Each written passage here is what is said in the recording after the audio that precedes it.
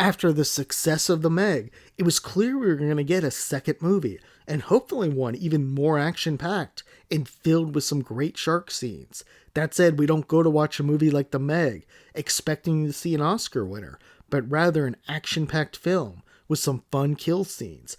Unfortunately, I have to say The Meg 2 was pretty boring, and for much of the film, there really wasn't enough focus on the star of what is the movie, the Megs. Instead, the villain of the movie was an illegal mining operation. Now, in general, I still thought the Meg 2 was good enough, mainly because Jason Statham is so great in his role playing Jonas, albeit it was surely a step down from the original. The Meg 2 tells the story once again of a group of people, or really a company, who's focused on saving the oceans. Not only are they concerned with stopping polluters, but they want to learn more about the habitat where the Meg resides, an area deep under the ocean, the deepest part known to man, an area known as the Mariana Trench. This area really does exist in the ocean. Now, in the movie, at the very bottom of the Mariana Trench, this is fictional, made up.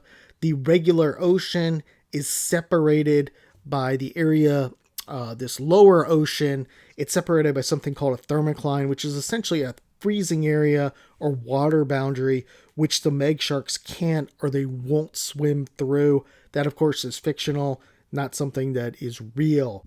So the movie starts with a pretty promising plot, as we're seeing these two exploratory vessels. Jason Statham's in one. They're heading down, hoping to learn more about this underwater world, and soon a Meg that they held in captivity breaks out of her lagoon somehow and chases the two pods below the thermocline.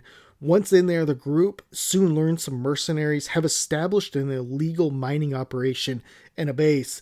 This makes no sense at all, though. How did this base underneath the surface get built?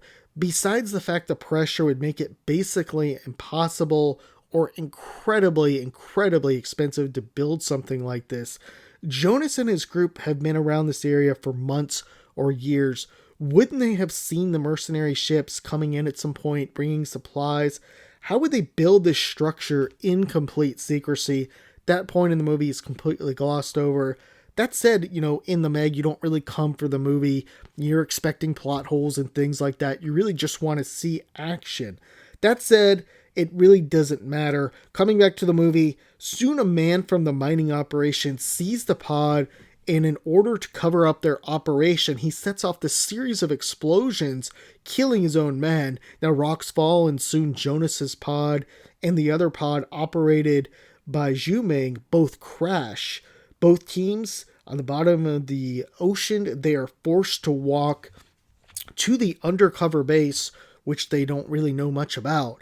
Now, this is where the movie really goes downhill, in my opinion. For the next 20 minutes or so, we watch the group as they slug through the bottom of the ocean. It's dark and tough to see what's happening. And even worse, other than one scene, the Megs are basically MIA, and there's really not much focus on them. The group eventually arrives at the base with almost no air left, and soon discover one of their friends, an analyst named Jess, up top, has betrayed them. She sabotaged the one rescue pod and is working with the illegal mining operation.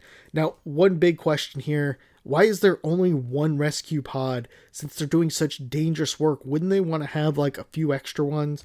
Jonas, back to the film, Jonas eventually does his Jonas-like things, going in to help save the group and get 4 of them that are still remaining out, including himself. Now, by Jonas-like things, I mean he's able to expel the oxygen all out from his body so that he can swim 7 miles under the surface without a protective suit. Now, of course, normally you go to a certain extent, the pressure kills you, it explodes you. I have no idea how realistic something like this is, whether it's something that some scientist wrote in some sort of academic paper stating that it might be possible and they're just use something like this. But I think in a movie like this, it really doesn't matter. Now, as Jonah and his team reach the surface, they eventually discover there's more bad guys and they have taken over the rig, with the explosion from the mining operation creating this temporary hole In the thermocline, several Meg sharks swim up, as well as a giant squid and some other types of lizard-like creatures that can go on land. Now, on the rig, Jonas, of course, beats up bad guys because that's what he does. And then we're treated to probably the best scene of the movie. Backstabber Jess is talking on the phone, discussing her next moves in life, when a Meg just breaks the glass and swallows her whole. It's really poetic justice, and the reason we come to see movies like this. Now, the next storyline takes us to a place known as Fun Island, somewhere in the southeast Pacific, I presume. It seems like we're finally going to get some good shark action, but unfortunately, it's really kind of too little too late. On the island, there's some okay action scenes, mainly just like the lizards eating some of the bad guys and stuff from the mining operation, but nothing great. And in the end, we're left with a disappointing sequel to what really had great potential. Make no mistake, we go to see a film like The Meg for the shark. In this movie, there just wasn't enough focus put on them. A big chunk of the focus was on this illegal mining operation crew fighting Jonas and the team. I get the movie covered the uniqueness of the Meg. And the first movie covered a lot of the uniqueness of the Meg and introduced them in slowly. And many will argue you can't follow that same formula. And to a certain extent, I agree, but there were still some other routes the film could have gone. The strength of the Meg movies should be around action-packed scenes, suspense, and of course the sharks. Let's hope if they make another one of these movies, they get back to this formula and really put out something great.